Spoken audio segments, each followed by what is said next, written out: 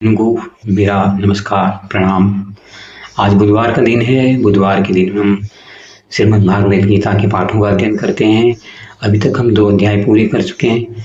अभी हमने सांख्य योग का अध्ययन किया। अब हम कर्म योग की ओर बढ़ रहे हैं, अध्याय 3 की ओर बढ़ रहे हैं। आइए इसमें शुरुआत करते हैं। कर्मयोग की शुरुआत हो रही है अर्जुन के वक्तव्य से। अर्जुन पूछ रहे हैं, जायसी चेत कर्मस्ते मता बुद्धि जनार्दन तन की कर्मणि घोरे मां नियोजयसि केशव।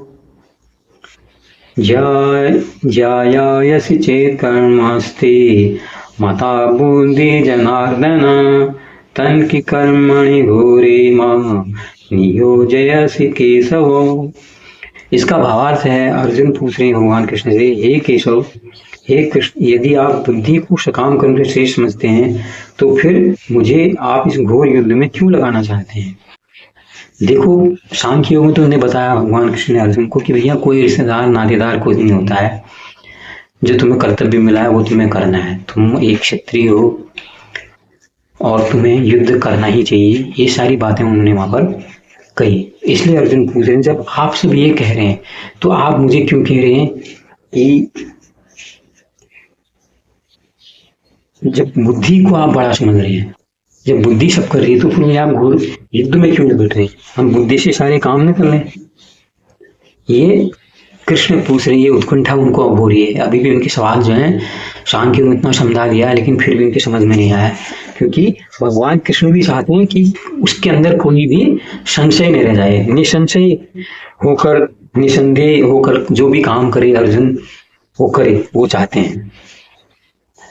आज का जो दूसरा श्लोक है वो है, व्यामि श्रेणे वाकेन बुद्धि मोहयसी यसीव मे तदेतं वनिश्चित्य ये श्रेयो हमाप्नुयाम। व्यामि श्रेणे वाक्येन बुद्धिमोहयसीव मे तदेतं वनिश्चित्य येन श्रेयो हमाप्नुयाम। भ्रमित अर्जुन अभी भी भ्रमित है। अब वो कह रहा है, एक तरफ आप, यहाँ पर पहले भाव समझ का भावार्थ है इस श्लोक का, आपके व्याम स्थित अनेकार्थक उपदेशों से मेरी बुद्धि मोहित हो गई है, अतः कृपा करके निश्चित पूर्वक मुझे बताएं इसमें मेरे लिए सर्वाधिक श्रेष्ठ क्या होगा। अर्जुन समझ नहीं पा रहा है। वो एक तरफ तो कह रहा है कि भगवान बुद्धि की बात कर रहे हैं, एक तरफ कह रहे हैं कि तू जा लड़ाई कर, कोई अपना नहीं होता, कोई पराया नहीं होता, तेरा कर्तव्य है युद्ध में खड़े होना। तेरे को बतौर एक सिपाही, एक क्षत्रिय तुझे जाना है, युद्ध में लड़ाई लड़नी है। तुझे ये देखना ही, उसमें तू भी मारा जा सकता है, जो तेरा शत्रु है वो भी मारा जा सकता है। तुझे तो वहां पर सोचना ही नहीं है, तुझे तो जाके सीधी तलवार भाजनी है अपनी। और दूसरी तरफ भी कह रहे हैं कि बुद्धि से काम ले। तो यहाँ पर वो बड़ा भ्रमित हो गया है कि उसके समझ में नहीं आ रहा है कि मैं सीधे तलवार लेके चला जाऊं या मैं दिमाग लगाऊं या मैं विवेक से काम करूं, क्या करूं। इसलिए वहां पर अर्जुन बहुत दुखी हो गया। उसके बाद उसने प्रभु से कहा, हे प्रभु, ये जो सब चल रहा है ना, जो आप साफ बता रहे हो, मेरे सिर के ऊपर ऊपर से जा रहा है। मेरे बहुत एकदम भ्रम आ गया हूँ कि मुझे क्या करना है या क्या नहीं करना है। मेरे लिए स्थितियां बड़ी खराब हो चुकी हैं। अब आप मुझे बताइए कि इन सब चीजों में मेरे लिए क्या सार्थक है, क्या उचित है, वो मुझे बताने का कष्ट कीजिए।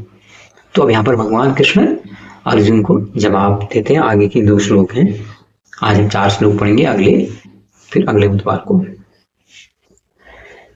श्री भगवान वाच, लोकेऽस्मिन् द्विविधा निष्ठा पुरा प्रोक्ता मया नघ, ज्ञानयोगेन सांख्यानां कर्मयोगेन योगिनाम्। लोकेऽस्मिन् द्विविधा निष्ठा पुरा प्रोक्ता मया नघ, ज्ञानयोगेन सांख्यानां कर्मयोगेन योगिनाम्। इस श्लोक का भावार्थ है, श्री भगवान ने कहा, हे अर्जुन, हे भोले अर्जुन, मैं पहले ही बता चुका हूं कि आत्म साक्षात्कार का प्रयत्न करने वाले लोग दो प्रकार के पुरुष होते हैं। कुछ इसे ज्ञान योग से द्वारा समझने का प्रयास करते हैं और कुछ इसे भक्ति के द्वारा प्रयास करते हैं जानने का। तो एक तो आदमी क्या है, ज्ञान योग का यहाँ पर मतलब क्या है, बुद्धि लगा रहा है, विवेक लगा रहा है, तर्क लगा रहा है अपना कि मेरे लिए ये करना उचित है या नहीं है। इसके लिए जो साधन है, कौन से साधन में इस्तेमाल करूंगा जो मेरे काम आएंगे या नहीं आएंगे, किससे मुझे अपनी समस्याओं का समाधान करना है। एक तरीका तो ये है जो ज्ञान वाला है, आदमी तर्क वितर्क कर रहा है, पढ़ रहा है, जानकारियां जुटा रहा है। जानकारी जुटाने के बाद वो एक किसी निष्कर्ष पर पहुंच रहा है कि मेरे हिसाब से ये है, या तमाम लोगों का निष्कर्ष ने उठाया, तमाम उनकी बातें सुनी, उनकी बातें सुनने के बाद वो एक तर्क, अपना भी तर्क देके मंथन किया अपनी बुद्धि विवेक ज्ञान से, उसने कहा कि यार मुझे ये चीज करनी चाहिए। दूसरा यहाँ पर कह रहे हैं, तो दूसरे जो लोग होते हैं, एक तो ज्ञान योग वाले होते हैं, दूसरे भक्ति में सेवादार होते हैं। दूसरे क्या कहते हैं, अपने को संपूर्ण फिर छोड़ देते हैं, समर्पित कर देते हैं, भगवान अब तू ही है, तू जो करेगा, मैं ये करने जा रहा हूँ, जो भी करना है मेरे को मैं तो करूँगा, क्योंकि मैं तो करता हूँ, उसका परिणाम देने वाला है। जिसने जो भक्ति से लग गया, मतलब भक्ति में फिर यहाँ पर ज्ञान यहाँ पर नहीं है, फिर उसने समर्पित कर दिया, वो जो भी काम कर रहा है वो समर्पण के साथ कर रहा है। तो वो कह रहे हैं इस तरह से दो प्रकार के लोग हैं, एक तो जो तर्क से चलने वाले हैं, दूसरे पूरी तरह से अपने आप को समर्पित कर देते हैं, भैया मुझे ये करना है तो करना ही है, फिर ऊपर वाला देखेगा जो भी है वो। आज का अंतिम श्लोक है, चौथा श्लोक, कर्मयोग अध्याय 3 का श्लोक नंबर 4। न कर्मणामनारंभा नैष्कर्म्यं पुरुषोऽश्नुते न च संन्यासनादेव सिद्धिं समधिगच्छति। न कर्मणामनारंभा नैष्कर्म्यं पुरुषोऽश्नुते न च संन्यासनादेव सिद्धिं समधिगच्छति। इसका श्लोक का भावार्थ है, न तो कर्म से विमुख होकर कोई कर्म फल से छुटकारा पा सकता है और न केवल संन्यास से सिद्धि प्राप्त की जा सकती है। देखो कितनी अच्छी बात है। हम लोग कई बार लोग कहते हैं नहीं गीता को नहीं पढ़ना तो इसमें गलत, यहाँ पर कितनी अच्छा एक श्लोक इसमें दिया गया है। वहां पर ये कहा है खाली एक कोरे तुम सन्यासी बन जाओ, वो भी समाधान नहीं है किसी चीज का, वो बेवकूफी है। अगर आप बिना मकसद के, आपको पता ही नहीं है सन्यास क्यों लेना है, किस लिए लेना है, आपको चेतना आपकी जागृत नहीं, आप सन्यास लेने जा रहे तो वो भी उचित नहीं है। दूसरों कहते हैं अपने कर्मों से आप भाग नहीं सकते, जो कर्म है लोग यहाँ पर जो आम जीवन है जिंदगी क्या सोचते हैं, ये सन्यास ले रहा है तो जो इसके कर्म है निर्धारित कर्म है इनको छोड़ देगा। भाई हम खाना थोड़ी छोड़ सकते हैं, अगर हमको चलना है, सन्यास भी अगर लेना है, शरीर को सही रखना है तभी तो सन्यास भी लेंगे। उसके लिए खाना जरूरी है, खाना करने के लिए हाथ मुंह से खाना ले जा रहे हैं, कहीं से पत्थर जुटाएंगे, वो भी तो कर्म है।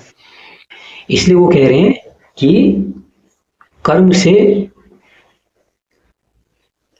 विमुख नहीं हुआ जा सकता। तो ऐसी सन्यास भी, आपने कह दिया मैं जा रहा हूं, मैं सिद्धि मिलेगी, ये मिलेगी, आप जब तक सकाम होके कुछ भी करोगे, सकाम होके करोगे तो फिर आपके कार्य सिद्ध नहीं होंगे। इसीलिए यहाँ पर निष्काम, पूरी गीता में निष्काम कर्म की बात की गई है। भैया कर्म तो तुम्हें करना ही पड़ेगा, अगर कर्म के पीछे स्वार्थ है फिर तो तुम कोई फायदा नहीं। ऐसे अगर आपके सन्यास के पीछे भी स्वार्थ है कि नहीं मैं तो बड़ा ऋषि योगी बन जाऊंगा, मेरी चारों से चेले चमाटे झूमेंगे और मेरी वाह वाह करेंगे, गुरुजी वाह आपने तो हमारा जीवन धन्य कर दिया, हम मुक्त हो गए, ऐसा तो न सन्यासी मुक्त हुआ है और न ऐसे सन्यासी के यहाँ जो लोग घूमेंगे वही मुक्त हुए हैं। इसलिए वो कह रहे हैं न तो आप कर्म से भागकर आपको सिद्धि प्राप्त होती है, न आपको अंधे सन्यास से मुक्ति प्राप्त हो सकती है। कितना बढ़िया सुन हो, कह रहे हैं जो आपके कर्तव्य हैं, जो कर्म है वो तो आपको करने ही करने हैं, इसका अर्थ ये है। तो आज के लिए इतना ही, फिर अगले हफ्ते 4 नए श्लोकों के साथ फिर कुछ चर्चा करेंगे। हो सकता है ये चर्चा आपको अपने अर्थों में से सही न लगी हो, जो मैंने समझा, जो मैंने जाना वो मैंने आपको बताया है। अगर आप इससे वाकिफ हैं तो मुझे जरूर सूचित कीजिए, नहीं है मैंने कहाँ पर गलती की है तो मुझे बताइए, मैं और ज़्यादा जानने को सकूँ। बहुत बहुत धन्यवाद, नमस्कार।